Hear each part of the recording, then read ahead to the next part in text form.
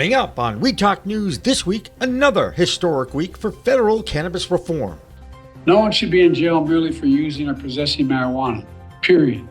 Now, a public comment period begins, but Schedule 3 for cannabis seems certain.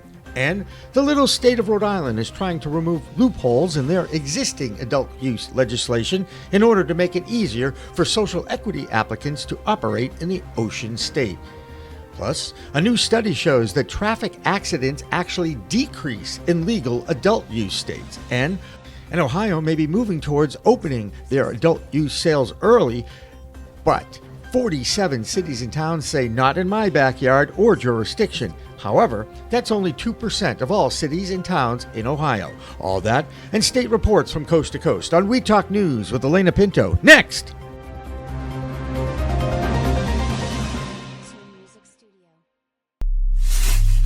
We are Pro Cannabis Media.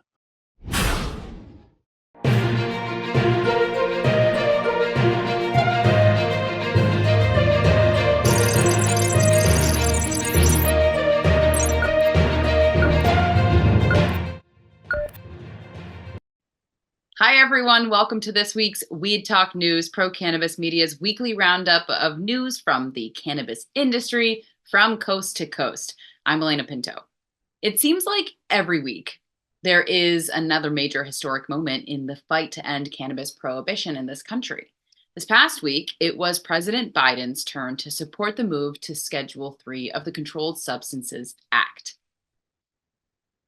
So now the next step is a public comment period that begins over the next 30 to 90 days. Barring legal challenges, the move to Schedule 3 for cannabis is on the verge of being official. Reports out of Washington, D.C. from both sides of the political aisle seems to be that moderate Republicans are ready to compromise and soften their blockage of any banking or social justice reforms. With more from Washington, D.C., here's Andrew Behringer. I'm Andrew Behringer, and this is the D.C. Area Report for We Talk News.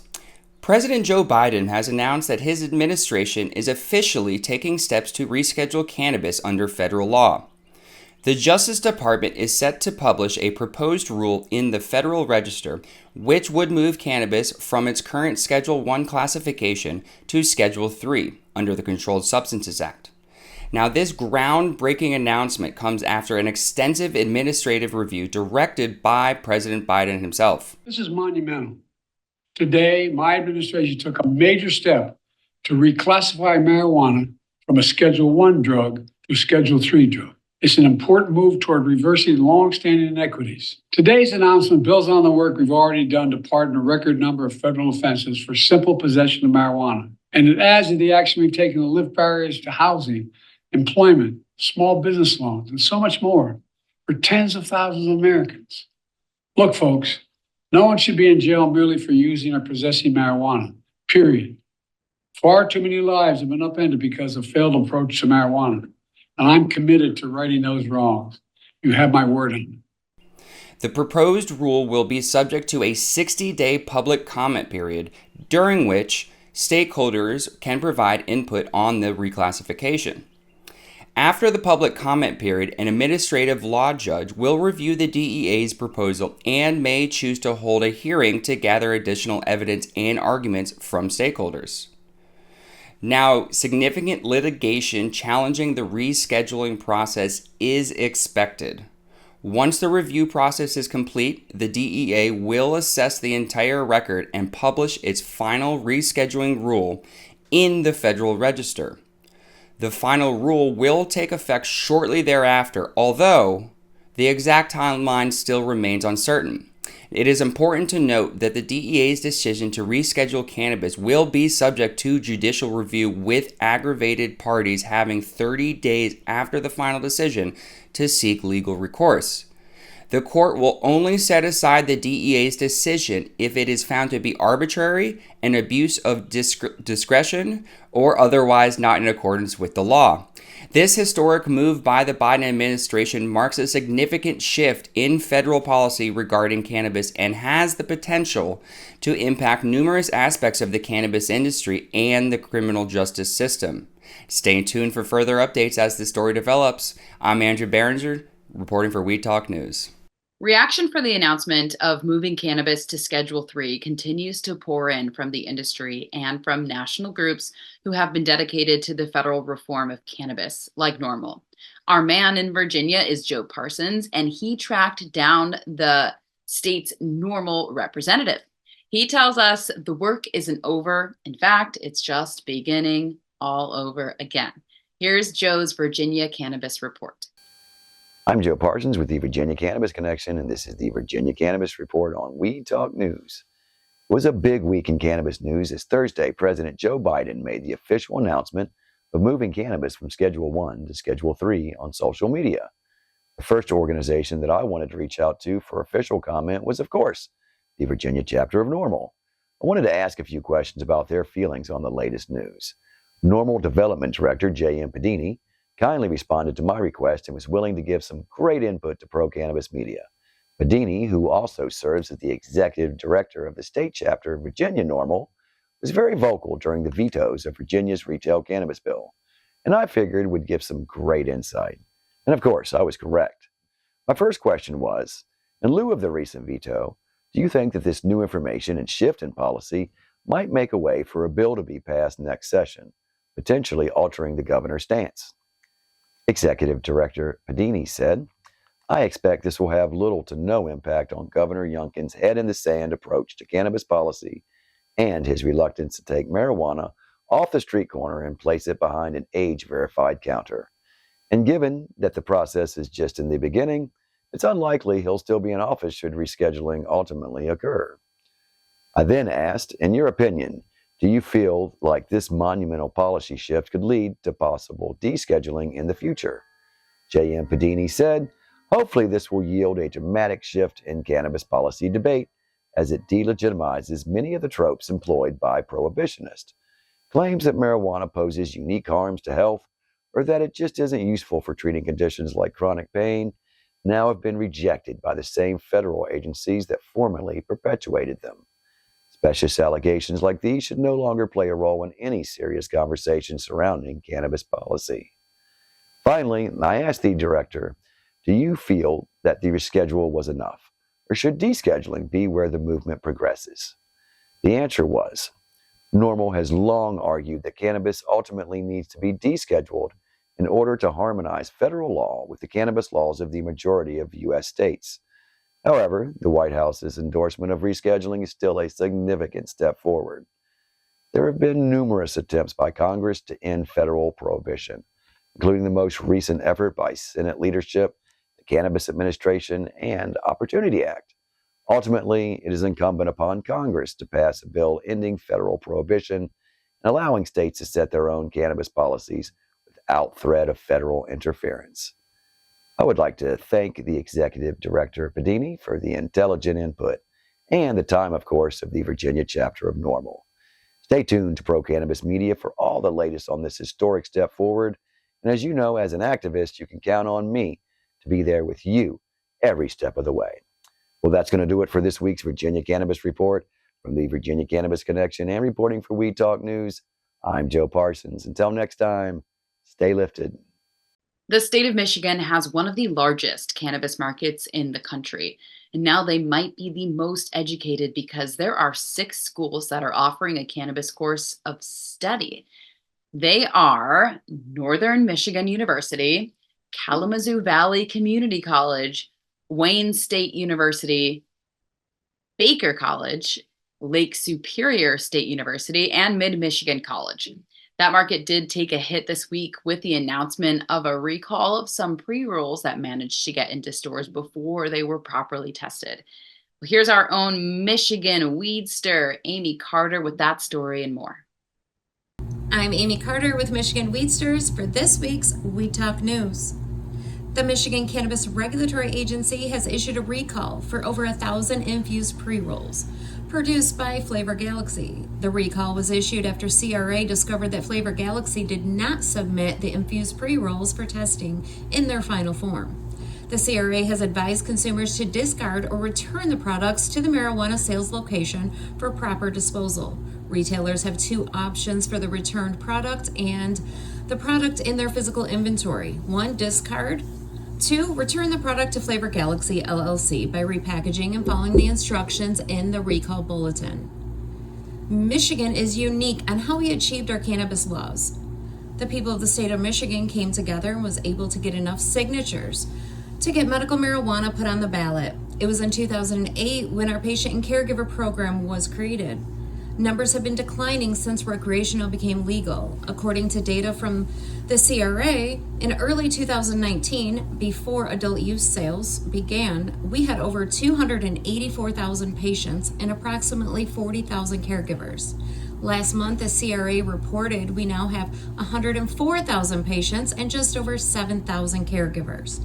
Please know that if you are using cannabis for medical reasons, it is important to get your card so that you are protected under the Michigan Medical Marijuana Act. I'm Amie Carter with Michigan Weedsters for this week's Weed Talk News. As we move out west, we find the multi-state operator Trulieve in Arizona. There, agricultural workers are starting to unionize to protect their rights as employees. Karen Black has that story and more from Arizona. I'm Karen Black from Greenfinger Consulting with the Arizona Cannabis Report for Weed Talk News. In a clear sign of the booming cannabis industry in Arizona, the state has seen a whopping $20 million increase in cannabis tax revenue for fiscal year 2023 compared to the year prior. This significant jump highlights the growing popularity and acceptance of legal weed among Arizonans. With more dispensaries opening up and sales soaring, the state is raking in the green from this budding market. As cannabis use becomes more widespread, the Arizona Governor's Office of Highway Safety is stepping up efforts to combat driving under its influence. An investigative reporter for Arizona Family got an inside look at the drug recognition expert training that various law enforcement agencies around the state have adopted. Believe it or not, DRE training actually originated in Los Angeles in the 70s. In any event, it's a 2-week course where officers learn a 12-step screening system. Opponents claim the measures are too subjective, and others say what's really needed is more education of drivers and more research into the metabolism of marijuana. If only it weren't a controlled substance. As with many facets of the cannabis industry, public officials often have to strike a balance between business growth and public comfort, and that's happening here. The city of Phoenix has approved Trulieve's plan to address the skunky odor emanating from its cultivation facility near Sky Harbor Airport. The smell has been an issue since at least April of 2023, and now the MSO has a year to mitigate it, including by installing an odor control system. Local zoning ordinances state a business's odors cannot go past its property line. Tell that to Krispy Kreme. That's all for the Arizona Cannabis Report. I'm Karen Black from Greenfinger Consulting reporting for Weed Talk News. Even though there has been progress in the Washington, D.C. bureaucracy by announcing the move to Schedule 3, cannabis is still going to be a controlled substance by the federal government. What is also continuing is the seizing of the legal product by federal customs and border control agents who have set up checkpoints within 100 miles of the border, where within that distance, they have the right to stop, check, and confiscate the legal product and detain its drivers. This has caused the licensed legal operators even more of a challenge to move their legal crops to other legal dispensaries.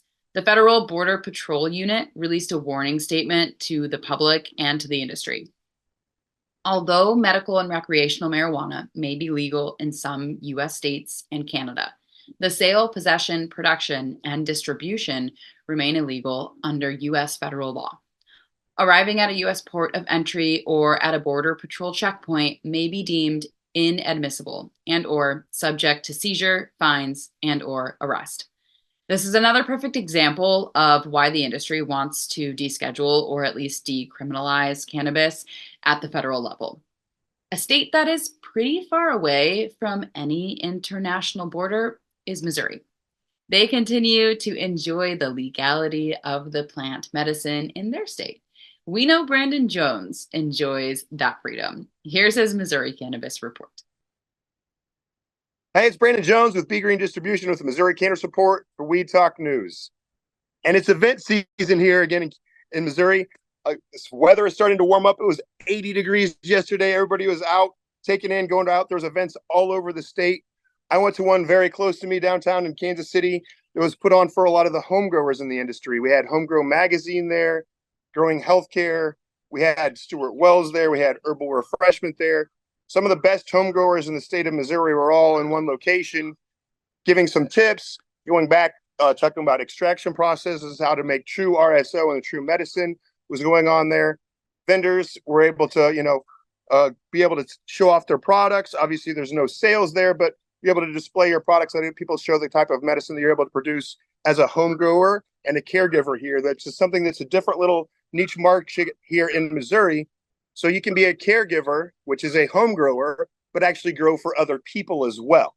So it's a little bit of a different niche system we have here in Missouri that really tries to help support the home grow system and those that really know how to do it well. Instead of only being able to grow 6 plants in each phase, which is the normal, what your allotment is here in the state.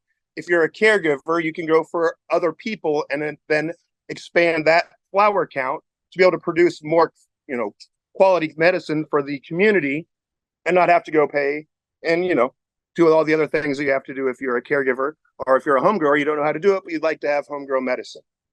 One of the biggest supporters of the event there is the Canna Convict Project.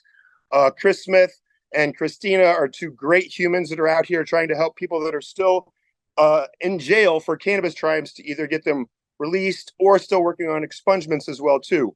I actually helped sign some petitions out here. I've got one of them that I brought home that we're still working on. So this is actually pending clemency for Jordan Rhodes. His number is 1233410, case number 221 PT CR00127001 if you want to look it up. But we're out here trying to make sure the people that are still locked up for cannabis crimes can get released. So out here, we're trying to do big things in Missouri. So if you can come out, again, it's recreational here. So lots of events. It is event season here and it's warming up. So come check us out. Brandon Jones with B Green Distribution with the Missouri Cannabis Report for Weed Talk News. Stay medicated and educated. Have a great week. That will do it for the A block of Weed Talk News. The B block is next, and we've got a story that tells you New Hampshire took another step toward legalization. And remember that if you want to watch the entire show right now, you can just go to the homepage of procannabismedia.com. More cannabis news after this.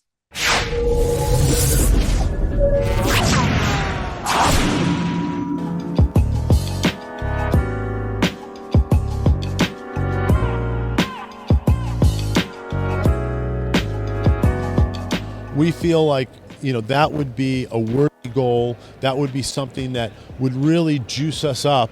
It's great to make money in the industry, but it's also great to help people. And we're all about helping people figure out how to use the resources they have more resourcefully. That's really what this comes down to. And this technique we used back in 13 and 14 when the industry was first starting. I used it myself to raise $275,000 for my business. So I know it works. We're now dusting off the playbook for 2024.